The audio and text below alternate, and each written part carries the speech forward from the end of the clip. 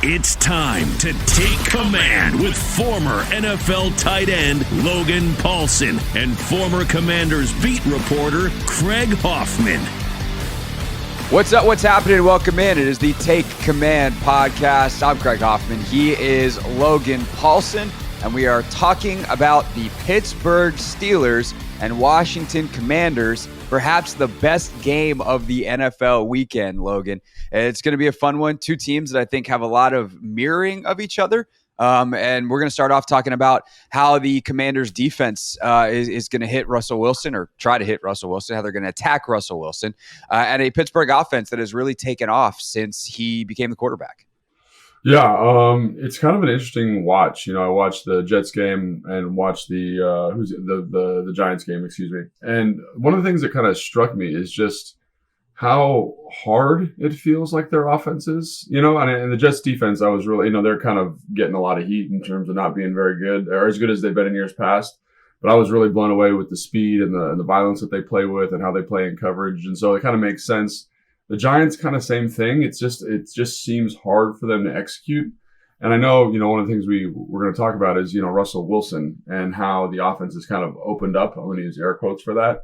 And he is pushing the football down the field a little bit more. George Pickens obviously is a great 50-50 contested catch guy, and he kind of makes the most of those opportunities.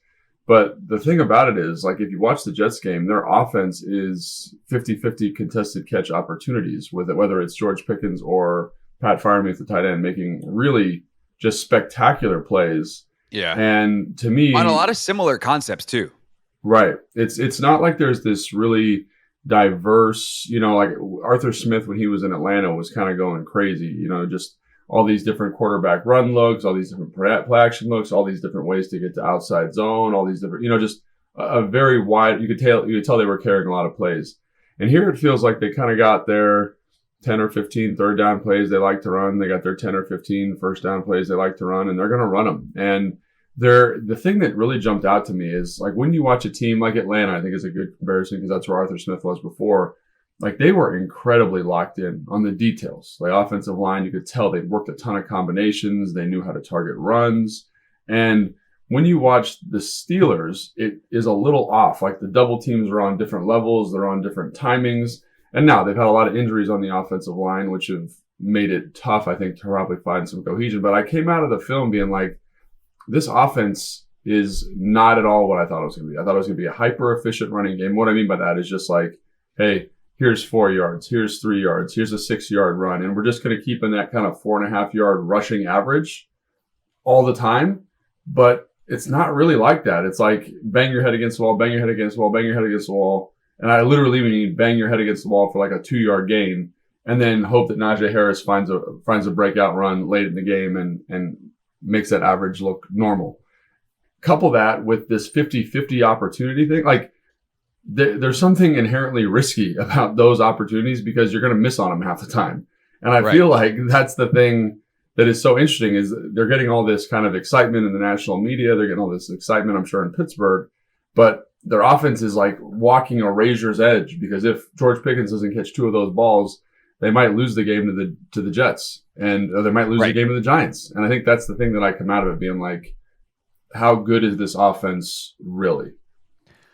Yeah, I think it's a great question, and it's something where when they had Justin Fields in the game earlier in the season, there was a lot of questioning of the move to Russell Wilson because one of the things they had was a little bit more efficient of a run game, at least production wise. Maybe you watched it, watched some of that tape back too. He scrambles well, and like it brings up the floor a little bit that way. Yeah, yeah. So like you had this different element, and people were kind of just like, why would you want to lose that? And you're going to lose some of that with Russ because the quarterback, as we've seen here, like when the quarterback run is not a threat, then defenses have to react differently. It's harder to get the good box counts, especially if you're not locked in on the details. Like the task becomes a lot harder. And then Russ comes in and they've been significantly better from a point output standpoint. So I think that is kind of an interesting thing that if you're Washington, perhaps you're like, man, can we get that those numbers to come back in our favor? Can we get this the play to kind of match the scoreboard output? Because since Russ took over, I think it was the Vegas game, they scored 32. They scored 37 against the Jets and then 26 against the Giants. I know they've had some defensive and special teams touchdowns in there as well, but clearly they're producing. But like, to your point, it's funny to watch them because you're just like, oh, that was kind of it's 3rd and 10. There's like a mesh concept over the middle that Russ can't see because he's 5'10", and he's just going to throw the 50-50 ball to the outside. And, there's a little bit of window dressing where they ran it out of a stack, and it's more of like a slot fade to Pickens versus the last time they ran it in this game where they just lined him up outside as an isolation route. But it is so reliant on that stuff. Which obviously, by the way, makes the Lattimore trade all that much more interesting. We'll see. We're recording this Thursday morning, so we have no idea if he's going to be able to play or not, and if so, how much. But it is the kind of thing that's specific to this matchup. It's going to be interesting, and it also, I think, explains why they went and got another guy who can get 50-50 balls in Mike Williams, longtime Charger, obviously was with the Jets and got traded to Pittsburgh this week. Yeah, 100%, because I think again, George Pickens is doing a great job. And I really, watching the film, like, I was really impressed with him, his body control, his ability to track those footballs, his ability to, I said body control, but like just the acrobatic kind of torso, independent of the lower half type stuff that he's doing. He's just a really impressive athlete with long arms, and he's pretty physical to catch point. Like, it's awesome. But at some point, people are going to be like, we're not going to let you do this all the time. We're going to play some type of role coverage. And so getting a guy like Mike Williams in there, I think, is a really great point, because what is he excellent at? He's excellent at 50-50 contested catches also. And he's kind of got this nice vertical speed. He's a similar frame. Now he's always negotiating some type of injury.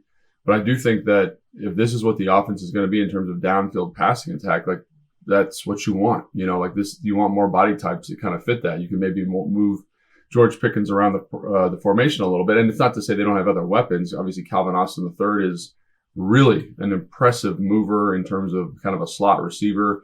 I actually think of him more as kind of like a Tyreek Hill-ish type player, in the sense that, like, you think of him as like this kind of small slot guy, but he does have such good vertical speed. Like, he's hit some explosive plays, like really explosive plays down the field. I can't remember. I think it was a Chargers game. He caught like a dig and then went like 50 yards or 60 yards for a touchdown, kind of outrunning the defense. And then he had one against the Giants where, Drew Phillips, the nickel from New York, has outside leverage on a corner, does a little double stick, and then you can't keep up with his vertical speed. So they do have weapons. And then the tight ends, obviously, Darnell Washington, Pat Freiermuth are like, Darnell Washington is great in line. Pat Freiermuth's not the best in line, but pretty good. And then they both catch the ball pretty well. So they do have kind of this array, this nice collection of offensive skill positions. And you're like, wow, like this is pretty good.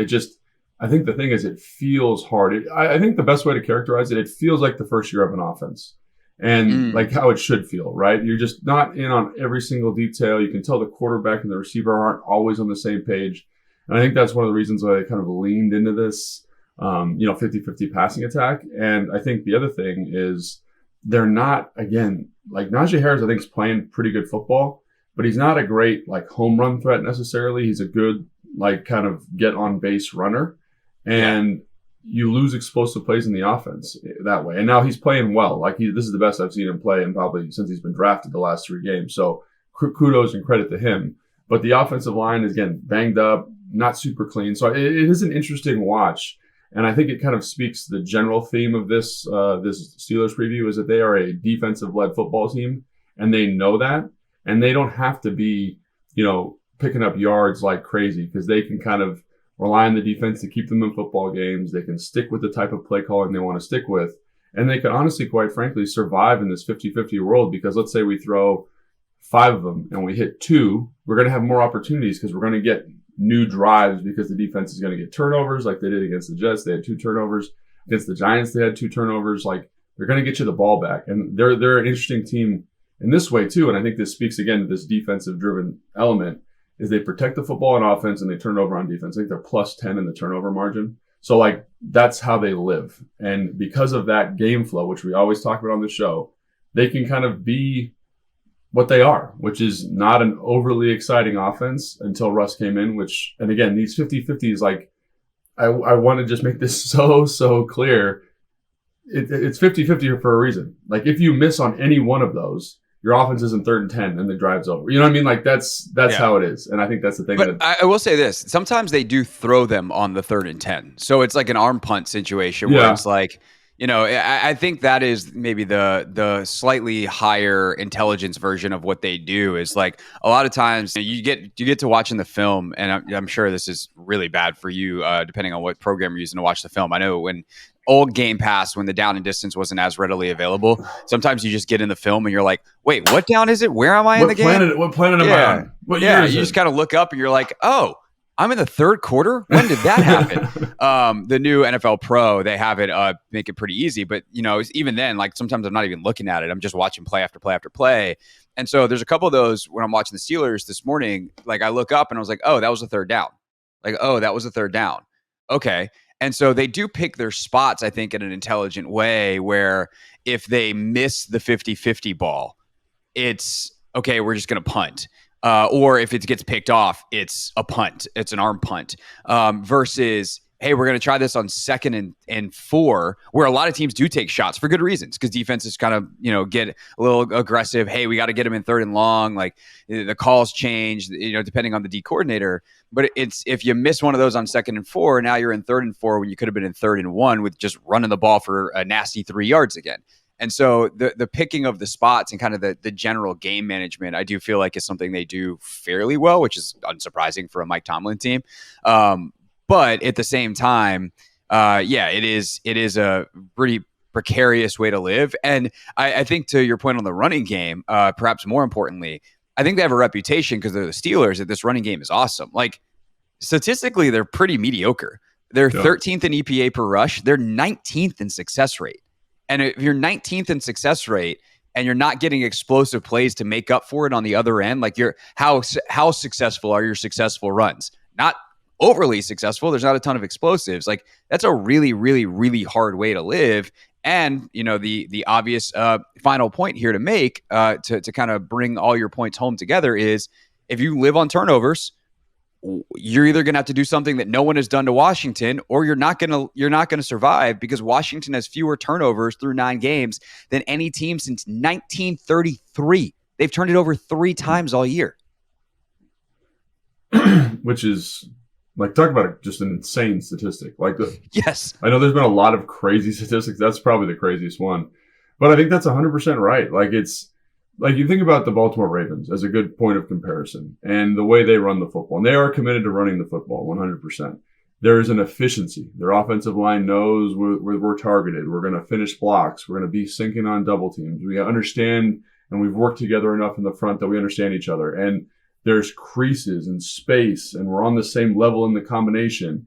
And that's just not the case, quite frankly, with the Steelers. And it's a little bit of a slog. I think they're number 1 in rushing attempts, or very close to number 1 in rushing attempts. If you can look that up for me, Craig, that'd be awesome. Yeah, I can look it up real quick. And again, like when you're number 1 in rushing attempts and your EPA, your efficiency per play, is like 19th, that's also not very good because you're just kind of lighting money on fire, and you're just like, we're going to waste these plays for something that's not very efficient. And it's interesting because, again, like, if you compare them to like Baltimore, I think, obviously Derrick Henry will find you an explosive rush opportunity and kind of reward your patience for running the football.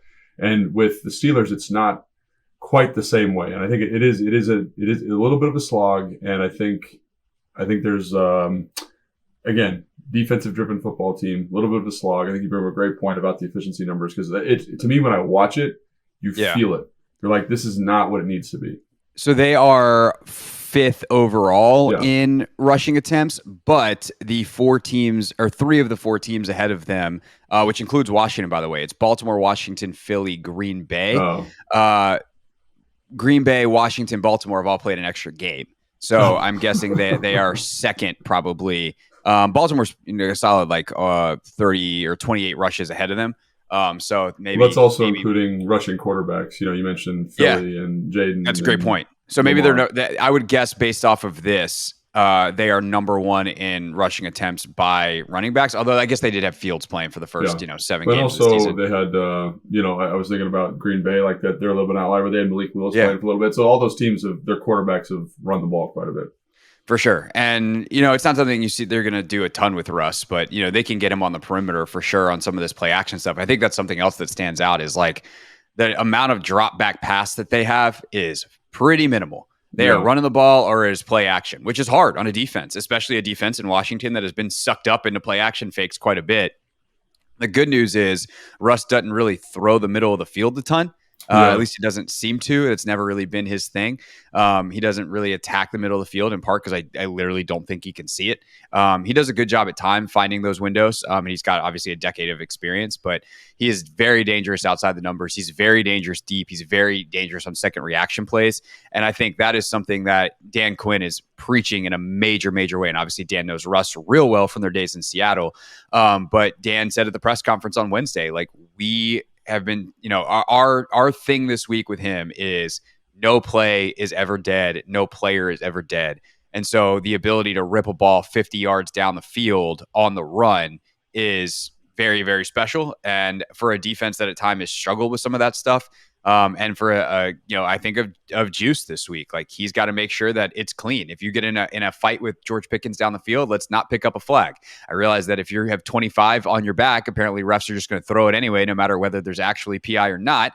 But he has a reputation, and he's got to play within that reputation until he can break it. So definitely going to be an interesting week on that front. And then obviously how the run defense plays is probably the most important thing, because if all of a sudden you give up some explosives on those, well, now you're in a bad way. Yeah, so I think the thing that ultimately the question is, like, what do you do versus the Steelers offense if you're the Commanders? And I really think it's got to be pretty committed to stopping the run, and I think you got to be willing to play a little bit of man-to-man coverage in the back end, which Joe Witt Jr. has not been that reticent to do, because, and it makes sense as to why, because, you don't want to give up the explosive play. The other thing, after just thinking about it right now, in terms of the Giants game, is you can trust your offense. So much in the same way that the Pittsburgh offense trusts their defense, to kind of keep them in football games. Joe Witt Jr. is always playing this too high safety structure. And I think he's also just trusting that our offense is going to put him in a good point differential. And then the only thing that hurts you is the explosive play. So if that's what you're counting on, if that's what this team dynamic, of the Commanders offense and defense kind of symbiotic relationship, then that's a fine plan too. But I do think, if you want to commit to stopping the run against the Steelers, I think you need to put more resources in the box, because they're going to do a lot of it. They're just going to do it and do it and do it. And you got to be ready to stop it.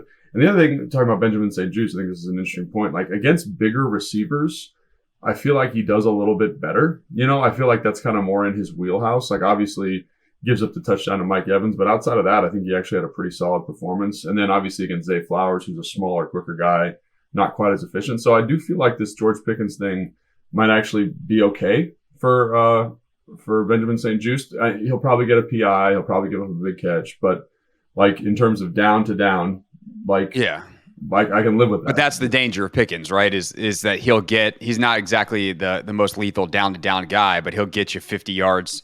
He can have a 3-catch, 75 yards, 2-touchdown day.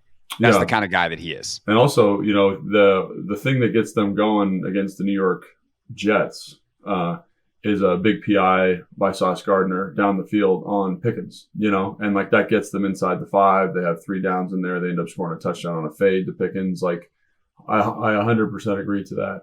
It's just, I think you just got to I think what I would do is I'd just play the percentages, quite honestly. I'd just be like, you're not going to hit on all these balls you're throwing down the field, and I can live with, I gotta think of a number, like 3. I can live with 3 explosive plays, but I can't, and like, I got to call the game that way. And I think what, when I do that coach's show with Dan, the game plan, which airs on Sunday morning before games, like, he's always like, you can't take everything away. So we have to prioritize and triage what we want to take away. And I think that's the $1 million question is, what's the most dangerous thing to take away? And over the last 2 games, it's been George Pickens over the run game.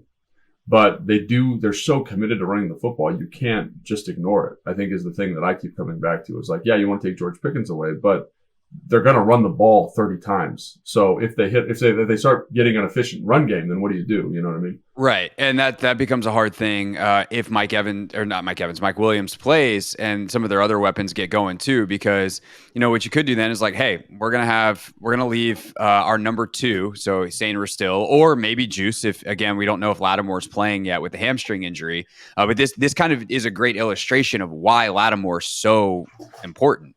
Is right now to shut down George Pickens and to make Russ go, that's not open. You would just slide a safety over there. and say, okay, we're kind of bracketing, doubling Pickens on a every snap basis or on any obvious passing down situation so that Russ doesn't even think about throwing that deep ball and someone else has to beat us. But down in, down out, like we're gonna send an extra body that direction. Our other safeties down in the box playing the run. Well, then where are you exposed? You're exposed at your number 2 corner.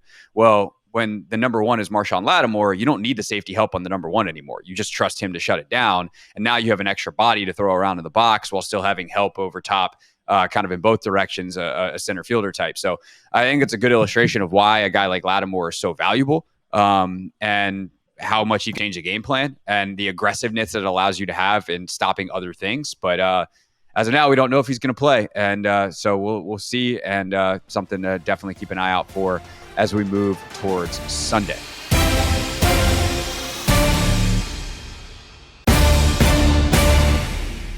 Take command. I'm Craig. He is Logan. And we are now going to talk about the Commanders' offense, one of the best units in the league against a Pittsburgh Steelers defense that is one of the best units in the league. They obviously have multiple-time Defensive Player of the Year, TJ Watt. He is a nightmare to deal with. They've also got a lot more in the talent department, Logan. And Mike Tomlin and Terrell Austin have been tremendous defensive coaches in this league for a long time. When you take a look at this defense, what's the top line item? If you're Cliff and you walk into the meeting room this week, you're like, hey, guys, we got to worry about...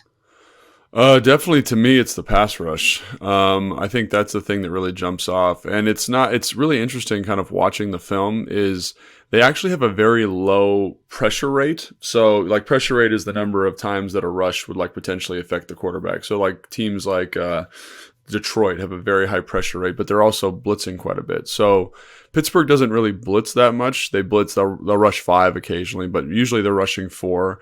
And obviously you mentioned TJ Watt. Alex Highsmith has had a really solid year.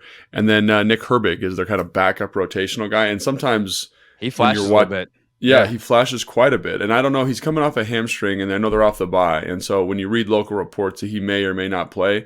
But when you watch him versus the LA Chargers, for example, like Herbig is the guy that really jumps off the screen opposite of TJ Watt. And so they do have 3 guys on the perimeter that are very good at affecting the passer. And then obviously inside you have Cam Hayward, who again is not what he once was, but is still, to me, probably like the 4th best interior defensive lineman in the NFL. Like he is good. He's very good against the run. He's very hard to move. He's got enough pass rush savvy to kind of be dangerous. And then Keanu Benton, the guy from Wisconsin, actually flashes quite a bit as a rusher. He's like, that kind of perfect 3 technique. He's 6'3", 315, 320, great hands, good burst, and shows up quite a bit. So I do think like that front is probably the driver, I would say, of the defense, because like basically what they're doing is like, I think they're number 5 in the NFL against the run. Like they're very good at stopping the run. In fact, they're number 2 in EPA per rush. So yeah, pick your stat, but in that one, they're number 2. Yeah, they're very good. And it shows up, and they're physical. They're fast to the football. Peyton Wilson, the guy from NC State last year. I mean, I thought he was fast in college. He is absolutely a demon. He doesn't play all the time, but when he does play, he's fast to the football. They've got him taking on blocks downhill. Patrick Queen, to me, has just been okay. Like he's a good player, but he's playing middle linebacker in the NFL. He's going to get exposed sometimes. Really, outside the defensive line, the next group that really flashes is the safeties. Minka Fitzpatrick is awesome, and then Deshaun Elliott is maybe playing better than him. He reminds me a ton. He reminds me a ton of Ryan Clark, kind of that physical downhill in the box, aggressive to the line of scrimmage, but also with some coverage ability. And it might be because he's wearing number 25 in a Pittsburgh uniform. So that might have something to do in the cognitive function there. Right. But I think like kind of the middle of the defense, the spine of the defense is very, very solid. And so to me, if I'm Cliff, I'm like, if we're going to win this football game, we got to manage the defensive line of this group and know where the safeties are, essentially is what it comes down to. So there's a lot of ways that they could go about that. One, on the pass rush side, I want to talk about in a moment. Sounds like maybe, screen game. Obviously, if you can run the football, it's very hard. But if you can do it, that changes all of this. But in watching the Jets, one thing that they did a ton was they provided a lot of chip help on Watt and whoever was wind up opposite of Watt. They would do it on both sides. When you watch them, sorry to cut you off, but when you watch go through all their sacks, the teams that don't provide chip help get absolutely murdered. They wind up on the sack reel. Yeah, like Atlanta didn't. They were like, we trust our offensive line. And again, I played with Caleb McGarry when I was in Atlanta. He's a very good football player, but the matchup's not great for him. You need to help him out. I played with Morgan Moses, to your point, with the New York Jets. He's one of the best pass protecting right tackles in the NFL, but the Jets understand the impact that a guy like TJ can have on a game. So let's make sure we cover him up. Sorry, go ahead. Yeah, well, that was essentially going to be my question is like, so we know that chip help is something that's in Cliff's bag. And one of the beauties of what Cliff has done this year is he's been able to provide that chip help and still get good route distribution, which is where a lot of OCs mess it up. And if you watch the Jets, like there's certainly some of that where it's like, yeah, cool, you got the chip, now what? And Rodgers just kind of standing back there patting the football. So how does Cliff continue to do the things that he's done to give his offensive line help while still being as explosive, considering the caliber of opponent here? Not just giving chip help for the sake of giving chip help. Hey, let's make sure. It's like, no, we have to because it's TJ Watt, which changes the equation a little bit. Yeah, I think, it's going to be tough. And I think the first thing you said there is like finding ways to run the football. So in the New York Giants game, I thought they did a really good job of getting in what I would call like, I think Kyle used to call it like a cluster. So you have the tight end to the right, and then you have all your receivers to the left. So like you have your X, your Z, and your F all to the left, and your tight end's the nub receiver to the right. And the Steelers, for whatever reason, matched that in a very unusual way. Like they walked out their will linebacker, so Highsmith in this case, and then they kind of played three. Who just for folks listening is an edge player in their defense. He's an edge player. When we say will linebacker, sometimes that's an off-ball player. For them, it's an on-ball player. So they're edge guys now walking out to the receiver side. Yeah, and then they kind of played, like a kind of a pseudo cover two behind it. So he's there. They have another kind of hook player, and then the corner, and then the safety. So there's 4 over 3. And the Giants were just, you're going to play it like this? We're just going to run Wanda. And because that will players walked out, we have space. And so they would just have the tackle run out and block that guy. They double team the nose and they get really good push. And then they would just cut off the nose. And I want to say the running back probably had close to 60 yards just on that. And so one thing I will say about Cliff is, as you know, when we watched all the games, he's done a really good job of formationally putting teams in conflict. And I think he's going to see that and be like, how do we exploit this, right? Because so much of what they do with the bubble screens and the RPOs and the zone reads exploits that distribution of defensive playmakers. So that's the first thing. Second thing is the chip help. And I think one of the things is like, he doesn't really have to do anything different because it's been such a big feature of the offense. I think it's just what is the counterpunch off of the chip help, right? Because I will say, like, TJ Watt gets chipped so much. I think he's the highest chip player in the NFL, something like that. Would make sense. When you chip him all the time, he does kind of stop rushing. So if he is rushing third down situations and you have the chip player there, I think you could easily throw a screen to that player. We've seen Cliff do that a couple of times this year, but kind of off the chip, what's the counterpunch? Is it a screen? Because I do think, like you said, they do a great job distributing the field post-chip, which is fantastic. It's just, is there another little wrinkle we could throw in off of that to kind of keep those guys, those rushers, guessing? And the other thing that, again, this offense has done just a fantastic job of is staying out of third and long situations. So when I go back and watch all the sacks, all TJ Watt sacks, for example, I think he's got almost 10, but he is so good. He's not good as a down, what I would say, this is going to sound like an indictment of him, but it's actually a compliment. He's not on a down-to-down, this really impactful pass rusher. But what he is really, really good at is picking the moment. And all the best pass rushers that I played against in my career, like Von Miller, Alden Smith, Jared Allen is another great example of this. Like they're kind of playing for that moment, and TJ Watt knows that moment. It's 3rd and 10, backed up. I'm going to crowd the ball as much as I can. You're on the silent count or whatever it is. I'm going to time it up because it's like the third drive of the game. I've seen it a bunch, and I'm going to rip this edge and get a sack. And then the other thing he does such a great job of is when he sacks the quarterback, he gets the ball. I think he's got 4 sack fumbles this year. I think he leads the NFL in that category. So not only are his plays, do they come at big moments, but like they are impactful on the game. Like they're game-sealing sacks. The ball's out. So to me, it's if you can stay out of those situations, I think that's going to be very, very helpful. And then I also think Jayden can impact this too, because TJ does not really have, he's rushing as an individual as opposed to them all rushing together. And that works for some players. It works for Myles Garrett, works for him because they're so good. But because he gets so high, if Wiley can get him some depth, there's literally nobody else underneath there. So if Jayden were to step up and then run, I think that's also going to limit how aggressive he is in those pass rushing situations. So again, out of pass rushing situations, the chip help's going to be huge. And then can Jayden kind of say, hey man, you can't rush like that versus me because I'm a different athlete than you've seen all season. Yeah, which is scary because sometimes you step up in that gap and then the guy comes back underneath and that feels like it could be a potential sack fumble situation. Well, I will say this too, though, about just stylistic rushing is TJ Watt is a edge perimeter rusher. You know, like when you watch Myles Garrett or Nick Bosa, there's a power element where you can come back underneath. Like TJ Watt is selling the farm to get to the perimeter. And he's the best I've seen probably in the last 20 years at doing that. Like that, he is excellent at that.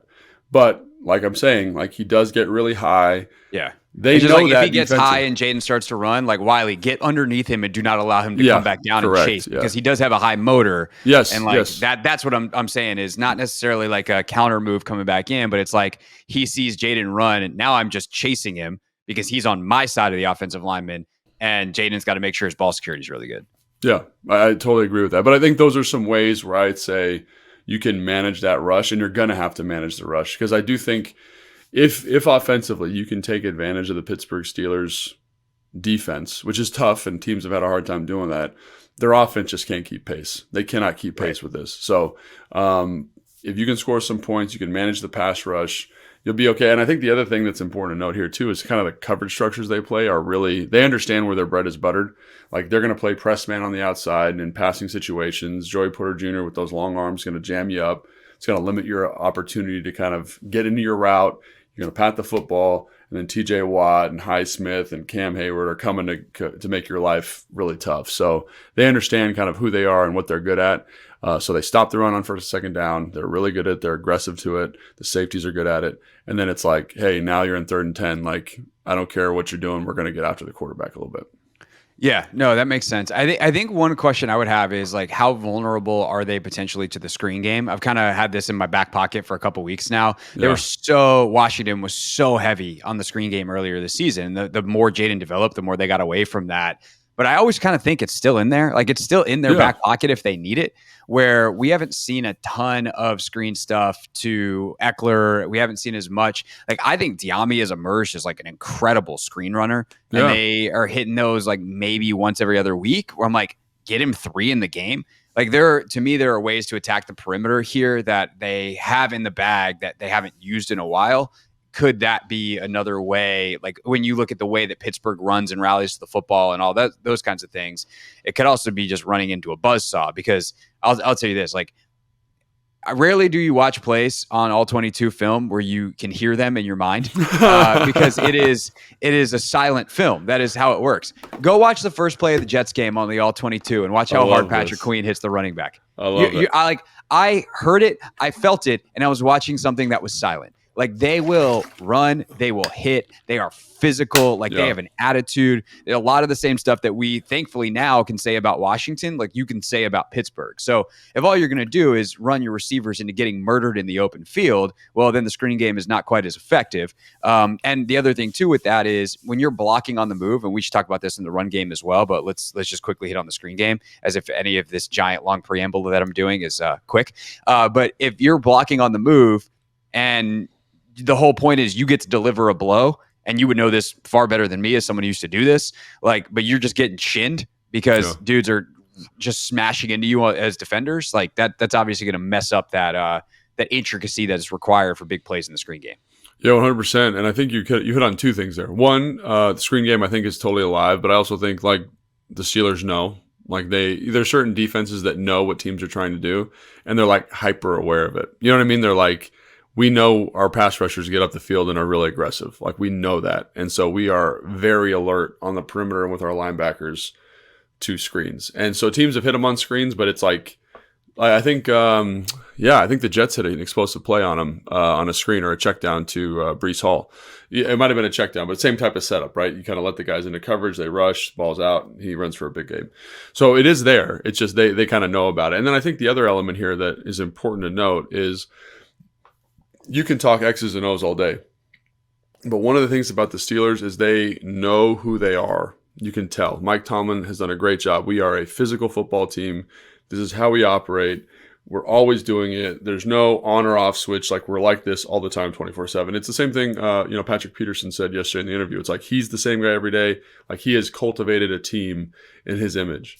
And so I think that's the thing if you're the Commanders as a player, knowing like, hey, this is a mouthpiece game. And I don't need to do anything different than I've done, but just know like that's who they think they are. That's who they want to be. And I need to meet and match that this week, especially. And we're a tough physical football team. I think you look at the offensive line. I think you look at the linebackers, how our linebackers are playing. Like, it's part of who we are.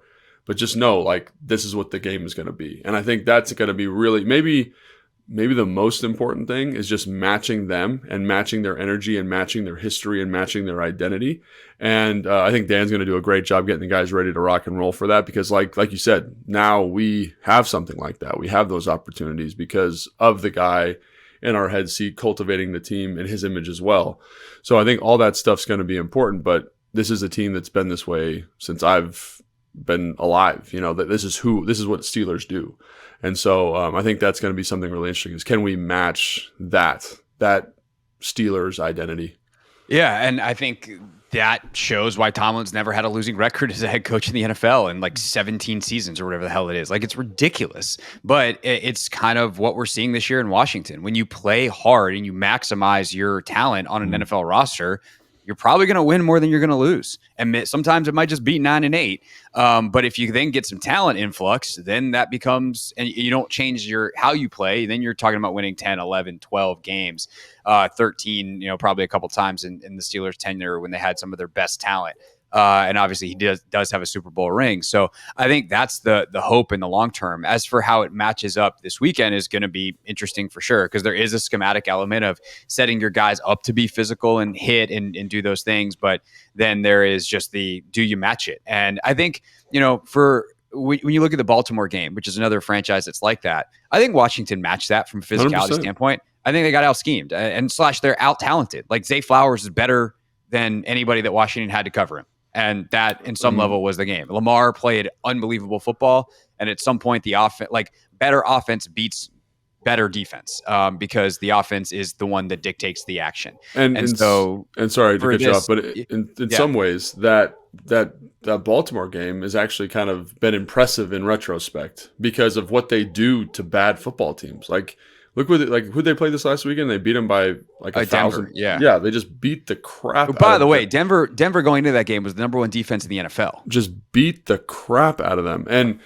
that to me, that is you said it perfectly there. Like, good offense beats good defense, and I think it shows like that. Even though we gave up a lot of yards and we gave them some explosive plays, we couldn't get off the field when we had to.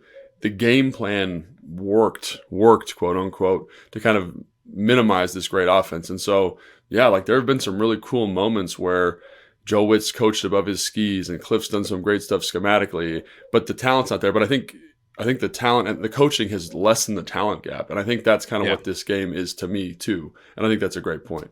Which is the hope, right? And we talked about this earlier in the season, and it's why maybe certain guys been a little disappointing. And I'm thinking about a guy like Forbes, not to pick on Emmanuel, but like the hope was the reason that they didn't necessarily address corner as aggressively is like Emmanuel's got a lot of natural talent, and the hope was that both schematically and technique wise and mentality wise and all the things that they've been able to do to watch so many players on this roster improve would work on everybody. And with Emmanuel's talent, that was the hope. It obviously didn't go that way, but you've seen it with Mikey continue to get better. I think you've seen less big mistakes.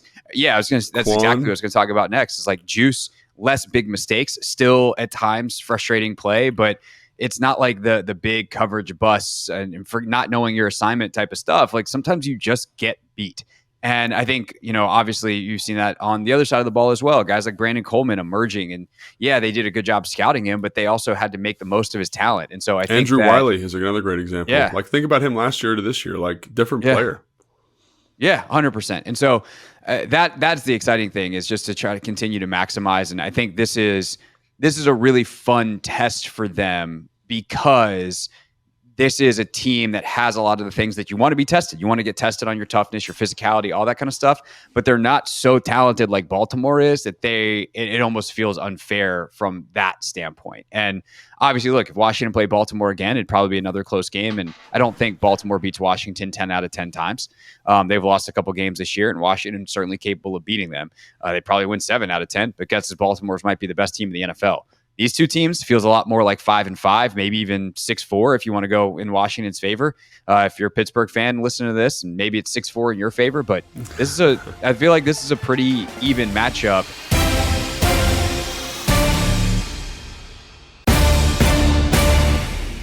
And which actually does get to maybe the last thing we should talk about here, which is Jayden Daniels. Like, if he goes out and balls in this game, like, we're talking about serious MVP conversation. And I don't mean to like say that to be sports talk radio hyperbolic guy. It's just at some point, if you're the quarterback on an 8-2 football team that is having one of the most prolific rookie seasons ever and is is on his way to being a 4,000 yard passer to 1,000 yard rusher, like, of course you're in the MVP conversation.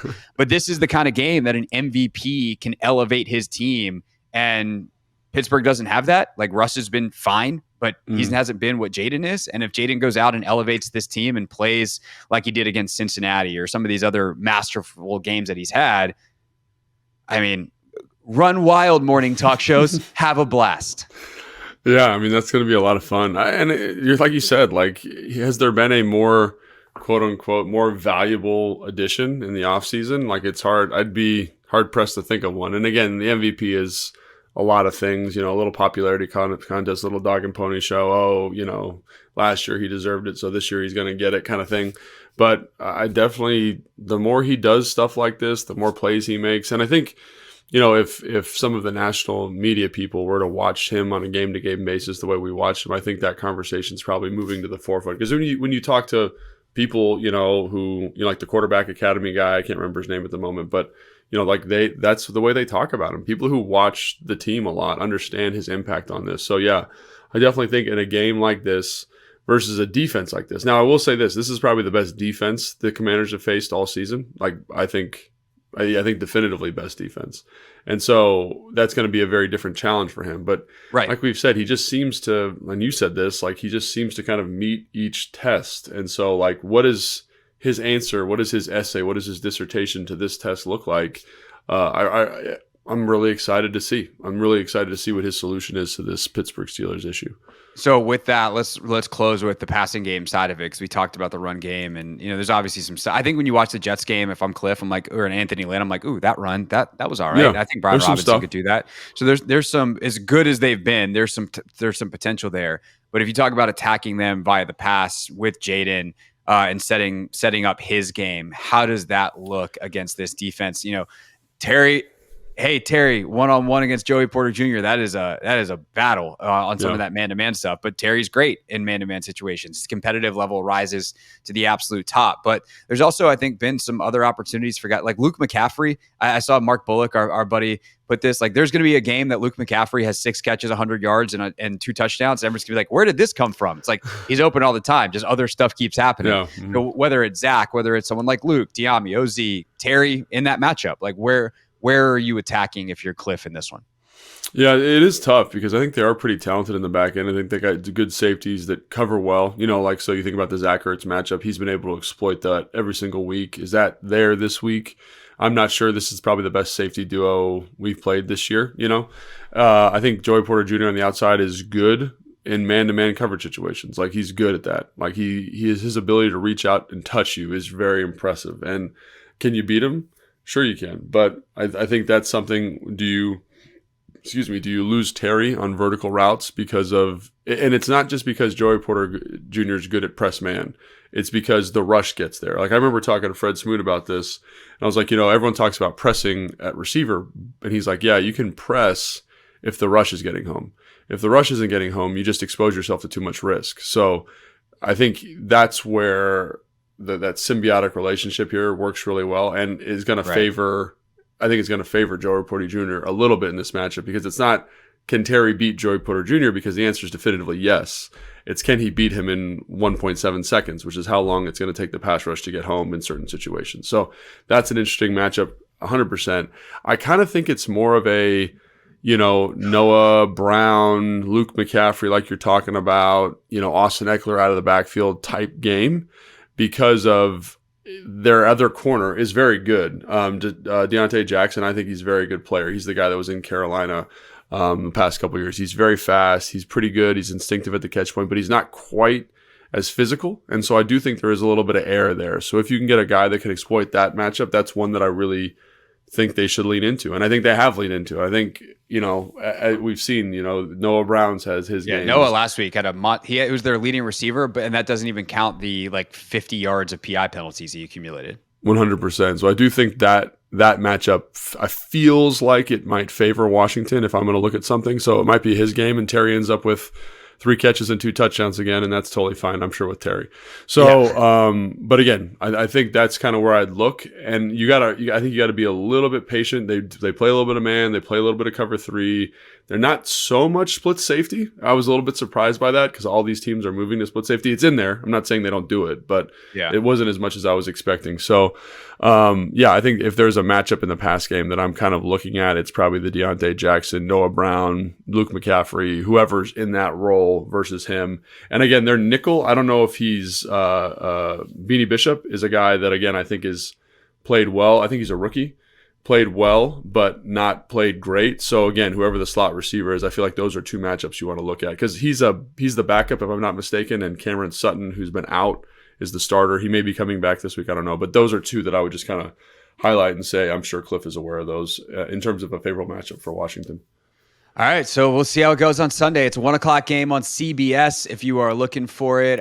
Charles Davis, Ian Eagle, Evan Washburn on the call. I talked to Charles after the Marshawn Lattimore news earlier in the week, so if you want to check that interview out, go to the Hoffman Show podcast feed or check it out on YouTube at the Team 980 or at Craig Hoffman. We'll be there on Sunday night after the game from Northwest Stadium with our recap show, our instant reaction show, so make sure you're subscribed on YouTube if you want to be with us live, or of course it'll be in your podcast feed ASAP after that. And then off we go into a short week, Logan. So it's going to be a jam-packed one next week. Appreciate everyone watching and listening. Subscribe wherever you are doing so right now. If you're watching on YouTube, hit that like button. And we'll see you next time on Take Command. Thanks for watching this clip of Take Command, which has a brand new home. That's right. You can watch on YouTube at the Team 980. You can also listen to full episodes in the free Odyssey app, which is now enabled with Apple CarPlay. So we'll just, follow you around.